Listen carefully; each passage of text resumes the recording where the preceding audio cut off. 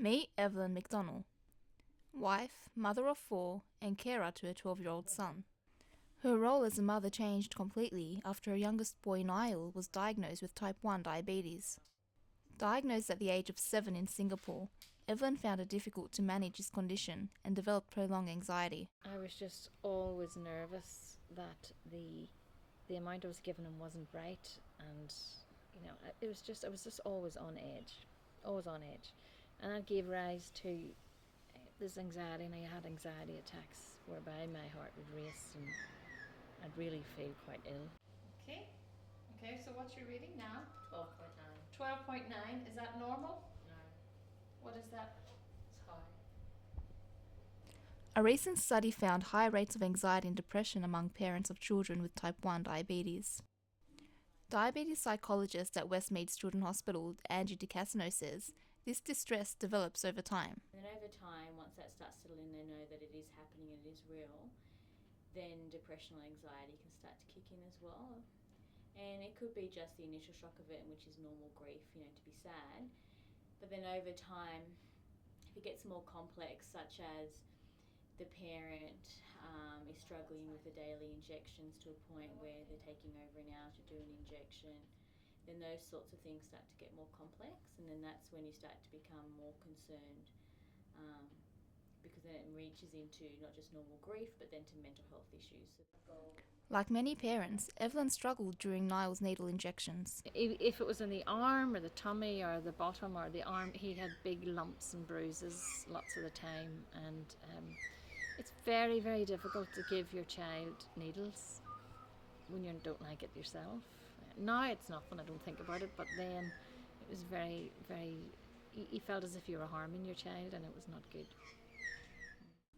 The study also found that their distress made it difficult to manage their child's diabetes. I am not a natural worrier, I don't worry about very much at all, but at the time when that happened, I worried a lot and didn't feel very competent in dealing with this, because you have to be on top of it so much in terms of the regular need. At that stage he was using needles all the time, so you had to constantly check his blood sugars, constantly try and assess what was the right amount of insulin to give him, watch the diet, watch what he was eating all the time. It was very, very, very stressful, very stressful. Human nutrition manager Alan Barclay says the child will be severely affected if their diabetes isn't properly managed. So it can mean high or low blood glucose levels, or quite likely both, and that will affect the child's growth development and is a risk to its life as well in some circumstances, because severe hypoglycemia can kill, for example. So it is a major issue, and obviously in that case the parent or parents definitely need some support. Evelyn's anxiety worsened without the help and support of her friends. I was living in Singapore when he was diagnosed, so I didn't have my support network of friends and people that I would normally rely on.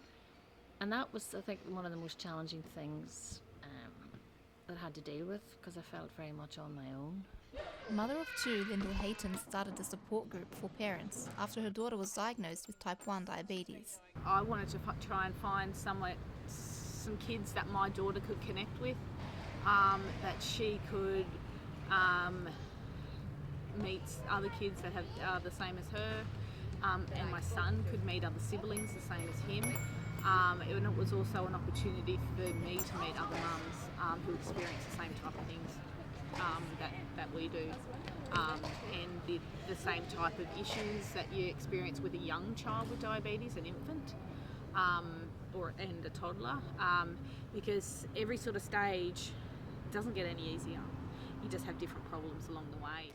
Funded by the government, the group allows the kids to socialise while the parents share their issues.